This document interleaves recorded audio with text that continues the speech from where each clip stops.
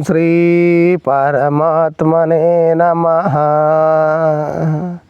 कण कणों में, चार अक्षरों में, बाहर और भीतर अंतर्यामी रूप से विराजमान हुआ परिपूर्ण परम पिता परमात्मा परमेश्वर को मैं प्रणाम कर रहा हूँ।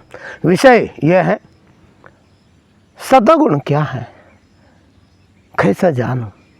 रजोगुण क्या है, मैं कैसा जानूं। तमोगुण क्या है, मैं कैसा जानूं। कैसे जान सकता है, इस विषय बारे में अभी दर्शाएंगे, बताएंगे। सतगुण आप समझ लो। घर से आपके मन में विचार होने लगा, मैं माँ नर्मदा दर्शन करने जा रहा हूँ। तत्काल जैसे विचार हुआ, ऐसे तुम घर से निकल के धीरे से नर्मदा जी पहुंच ही गए।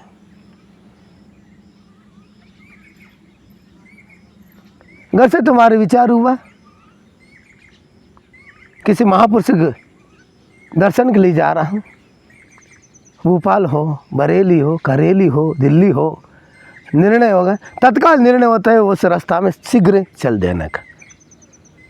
जब समय ने तुम्हारे अंदर सतगुण के कारण ही आप अच्छी शुभ कार्य करने चाहिए रहे हैं, वो समय तुम समझ लेना मेरे अंदर सतगुण प्रवाहित शरीर में हो रहा है। रजोगुण, जैसे तुम घर से निकला हो, तुम्हारे अंदर लोभ प्रवृत्ति बढ़ना शुरू हो गया हो, किसी को टगाने के लिए, किसी को लोभ कराने के लिए, ऐसा विचार तुम्हारे अंदर होने लग गए हो, समझ लो तुम्हारे अंदर रजोगुण प्रवाहित हो रहा है। रजोगुण प्रवाहित, तुम समझ लेना चाहिए। फिर इसके अंत में तमोगुण है, ना सतोगुण है, ना रजोगुण है। सीधा क्रोधित होके पशु है तो पशु ऐसा प्रवर्तन करने लग जाना।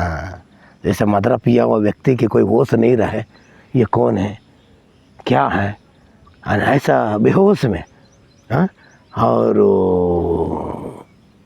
अशुभ आचरण करने लग जाना, अशुभ वाणी बोलना और लड़ाई झगड़ा करने शीघ्र तैयार हो जाना। सब समझ लो तुम्हारे अंदर तमोगुण प्रवाहित हो रहा है।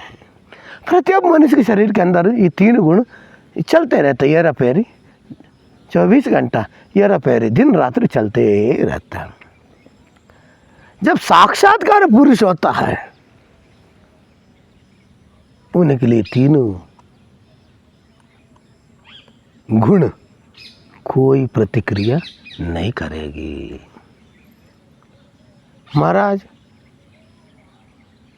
वो जो साक्षात्कार पुरुष है वर्तमान में है, वो भी तो मनुष्य शरीर धारण किया हुआ है।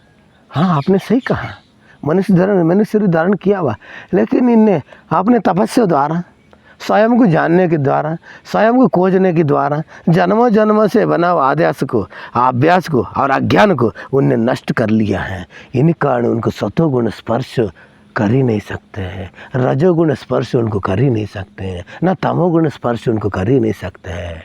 हाँ, वो कैसे रहता है, हाँ, जल में रहते हुए भी, हाँ, कमल जैसे एक तालाब में रहता है, कमल की पत्ती जैसे जल के अलग रहता है, प्रत्येक ही रहता है, ऐसे संसार में विचरते हुए साक्षात्कार पुरुष भी संसार से लेपमान नहीं होते। इसलिए उनके अंदर न सतोगुण है, न रजोगुण है, न तमोगुण है। ये तीनों गुण से अतीत हो जाता है। अतीत माने परा हो जाता है। वो मूर्ति के ना सतोगुण से ना सुख चाहिए, रजोगुण से ना मोह चाहिए, तमोगुण से ना क्रोध चाहिए। इनसे कोई लेने देने उनको नहीं रहते। शांति से, हाँ, कुछ प्राप्त होता है हर्ष होता है, ना प्राप्त होता है क्रोधित होता है, और ना भी प्राप्त हो ऐसा उनसे अंदर कोई व्यवहार नहीं चलता है। केवल देखते ही रहता है, जो कुछ भी हो रहा है होने दो, कोई प्रतिक्रिया नहीं करते।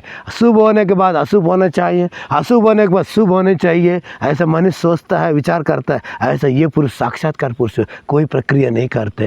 ये शुभ हो रहा है अशुभ होने चाहिए, अशुभ हो रहा है शुभ होने चाहिए, ऐसा कोई प्रतिक्रिया नहीं करते हैं। जो हो रहा है होने दो, जो हो रहा है होने दो, ऐसा करके कोई एक नज़र भी नहीं डालते हैं। ऐसे साक्षात पुरुष को ऐसे निवास करता है, ऐसे संसार में वही मूर्ति धन्य है, वही मोक्ष पुरुष है, वही मोक्ष पुरुष है, वही मुक्तिदायक है, वही पुरुष धन्य है धरती में, वही पुरुष धन्य धन्य है। उसी को हम मुक्ति पुरुष भी कहा गया, उसी से हम स्थिति प्रज्ञ भी कहा गया, उसी से हम स्थिति प्रज्ञ कहा गया, उसी से हम ब्रह्मनिष्ठ भी कहा गया। हाँ, वही पुरुष संसार में धन्य है, वही पुरुष संसार में धन्य है। ओम श्री परमात्मने नमः।